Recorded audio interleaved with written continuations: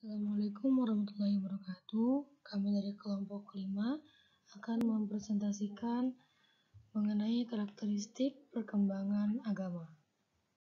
Kelompok ini dianggotakan oleh Nurul Salama, Fazlur Rahman Al-Muti, dan Daniel Aziz. Yang pertama mengenai perkembangan agama. Perkembangan jiwa beragama pada anak juga mengikuti aspek perkembangan jiwa yang lainnya. Pada umumnya, pembahasan tentang perkembangan jiwa terbagi menjadi 3 bagian, yaitu masa anak-anak, masa remaja, dan masa dewasa. Pembagian tersebut terlihat amat disederhanakan, sehingga membutuhkan penjelasan tersendiri. Klasifikasi yang ditampilkan oleh Zakia Darajat misalnya amat luas. Sebagai contoh adalah perkembangan jiwa pada masa anak-anak termasuk di dalamnya perkembangan pada masa sebelumnya, masa anak-anak awal, sehingga rentang untuk masa anak-anak dimulai dari umur 2-12 tahun, yang jelas jauh beragam dan terpadu. Demikian juga dengan klasifikasi yang dikemukakan oleh Bernard Spilka, Walter Howson Clark, Lewis Carroll, dan sebagainya. Meskipun demikian, dalam penjelasan selanjutnya diuraikan tentang perkembangan religius selama tahap-tahap besar dalam kehidupan. Di samping penjelasan di atas, para ahli mencoba mengungkapkan sumber jiwa beragama pada diri seseorang. Zakia Derajat misalnya menjelaskan bahwa dalam diri manusia, selain mempunyai kebutuhan jasmani, juga mempunyai kebutuhan rohani. Manusia mempunyai kebutuhan akan keseimbangan pada kedua kebutuhan tersebut, sehingga dalam kehidupan jiwanya tidak mengalami tekanan. Terdapat 6 unsur kebutuhan dikatakan oleh Zakia Darajat, yaitu yang pertama, kebutuhan akan rasa kasih sayang. Yang kedua, kebutuhan akan rasa aman. Yang ketiga, kebutuhan akan rasa harga diri.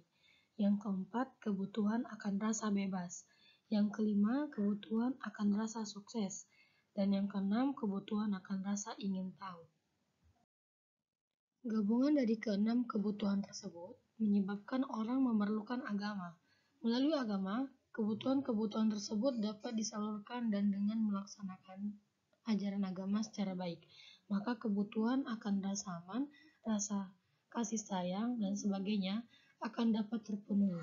Thomas menyatakan terdapat 4 macam keinginan dasar yang ada dalam jiwa, dan inilah yang menjadi sumber jiwa beragama. Yang pertama yaitu keinginan untuk keselamatan. Yang kedua, keinginan untuk mendapatkan penghargaan. Yang ketiga, keinginan untuk ditanggapi. Dan yang terakhir, yang keempat, keinginan anak pengetahuan atau pengalaman yang baru. Materi kedua mengenai perkembangan agama pada masa anak-anak. Masa anak-anak adalah sebelum berumur 12 tahun. Jika mengikuti periodisasi yang dirumuskan oleh Elizabeth B. Hurlock, dalam masa ini terdiri dan 3 tahapan, yaitu 0-2 tahun, yaitu masa vital, kemudian 2-6 tahun, yaitu masa kanak-kanak, dan kemudian 6-12 tahun, masa sekolah. Menurut beberapa ahli, anak dilahirkan bukan sebagai makhluk yang religius. Ia tak ubahnya seperti makhluk lainnya. Selain itu juga terdapat pendapat para ahli yang mengatakan bahwa anak dilahirkan telah membawa fitrah keagamaan dan baru berfungsi kemudian setelah melalui bimbingan dan latihan sesuai dengan tahap perkembangan jiwanya. Pendapat pertama lebih memandang manusia sebagai bentuk, bukan secara kejiwaan. Jika demikian, apakah sebenarnya yang merupakan faktor esensial mempengaruhi perkembangan jiwa beragama tersebut? Jawaban atas permasalahan ini telah banyak dibahas dalam teori tentang sumber jiwa beragama, seperti teori Fourier yang dikemukakan oleh Thomas, bahwa manusia dilahirkan ke dunia ini memiliki 4 keinginan, yaitu keinginan untuk selamat, keinginan untuk mendapatkan pengalaman baru, keinginan untuk mendapatkan tanggapan baru, serta keinginan untuk dikenal. Berdasarkan pada kenyataan dan gabungan dari keempat keinginan tersebut, maka sejak dilahirkan manusia hidup dalam ketergantungan. Melalui pengalaman-pengalaman yang diterima dari lingkungan itu, kemudian terbentuklah rasa keagamaan pada diri anak. Sementara Woodward berpendapat bahwa bayi dilahirkan telah memiliki beberapa insting, diantaranya adalah insting keagamaan. Belum terlihatnya tindak keagamaan pada diri anak karena beberapa fungsi kejiwaan yang menopang kematangan berfungsinya insting itu belum sempurna. Pendapat ini mendapat sanggahan dari beberapa ahli dengan mengemukakan argumentasi sebagai berikut. Jika anak telah memiliki insting keagamaan, mengapa orang tidak menghayati secara otomatis ketika mendengar lonceng gereja atau panggilan azan? Di samping itu, mengapa terdapat perbedaan agama di dunia ini? Bukankah cara berenang etik dan cara beragama membuat seseorang yang didasarkan pada tingkah laku instingtif akan sama caranya di setiap penjuru dunia? Untuk menjawab sanggahan tersebut, dapat diajukan hadis Rasulullah SAW, setiap anak dilahirkan secara fitrah, maka kedua orang tuanya lah menjadikan dia Yahudi, Majusi, atau Nasrani. Fitrah dalam hadis tersebut tidak diartikan dengan insting, tapi diartikan sebagai potensi. Permasalahan yang ingin dijawab adalah bagaimanakah pengembangan dari potensi tersebut? Dengan kata lain, persoalannya bagaimanakah timbulnya kepercayaan pada anak dan apakah faktor-faktor yang memengaruhinya. Jika anak dibiarkan saja tanpa dididikan agama dan hidup dalam tidak beragama, ia akhirnya akan menjadi dewasa tanpa agama. C. Sifat agama pada anak. Agama pada anak membawa ciri tersendiri dengan menampakkan pasang surut kognitif, efektif, dan fidusional atau kemauan. Memahami konsep keagamaan pada anak berarti memahami sifat agama itu sendiri.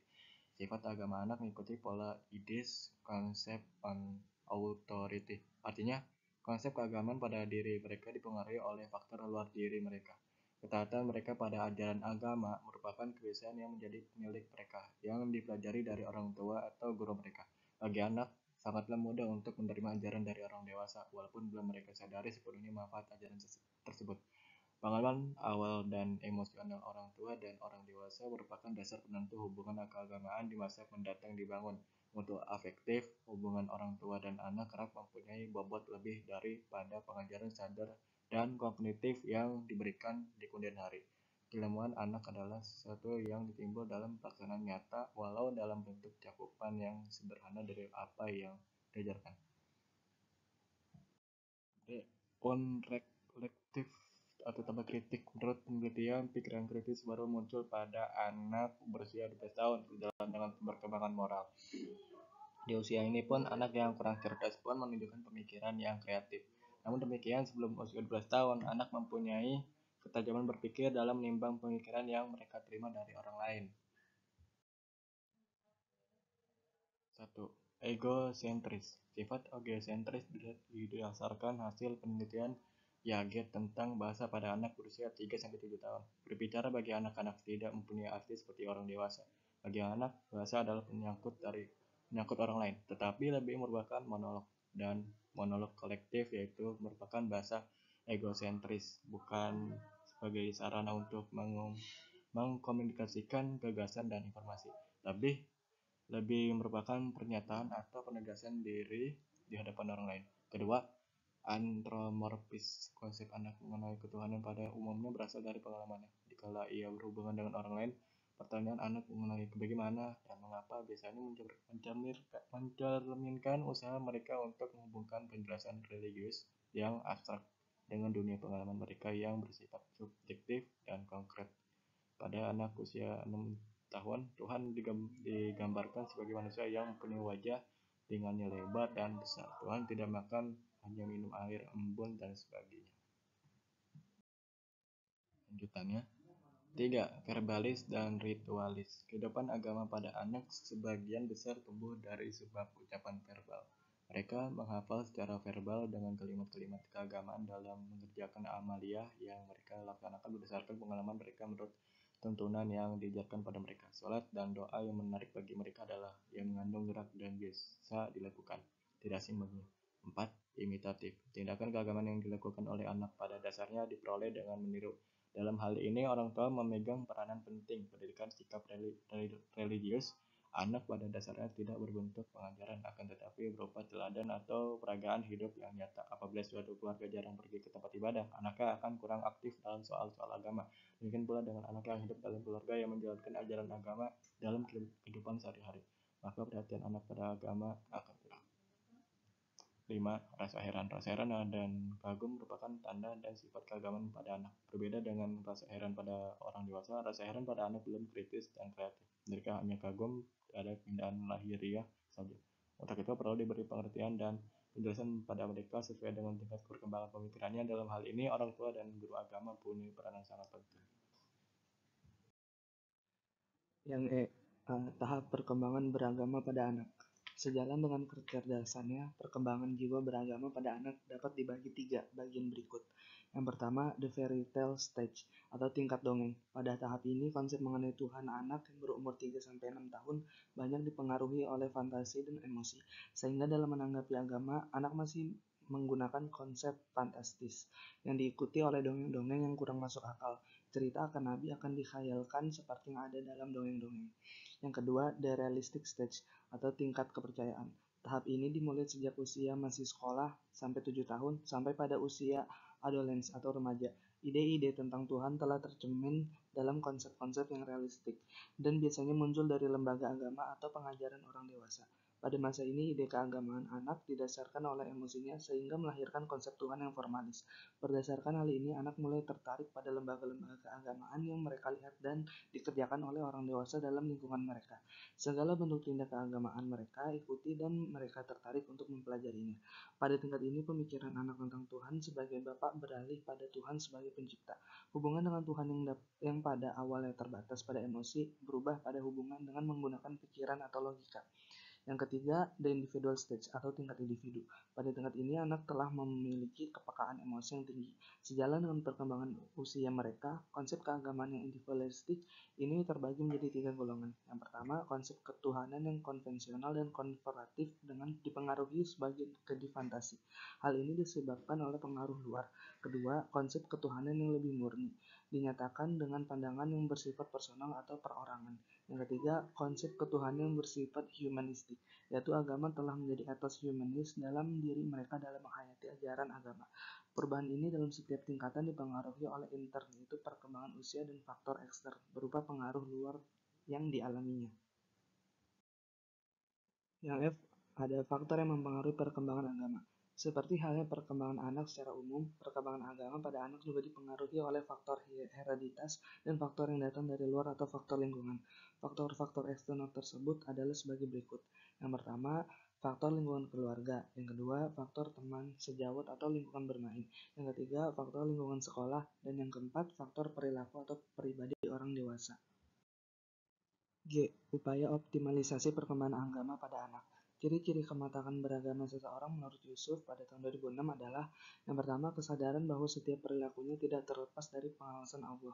Yang kedua, mengamalkan ibadah ritual secara ikhlas. Yang ketiga, menerima romantika kehidupan dengan ikhlas. Yang keempat, bersyukur dengan pembuktian bila mendapatkan anugerah. Yang kelima, bersabar pada saat mendapatkan musibah. Dan yang keenam, menjalani ukhuwah Islamiyah. Dan yang ketujuh, menegakkan amar ma'ruf dan nahi munkar.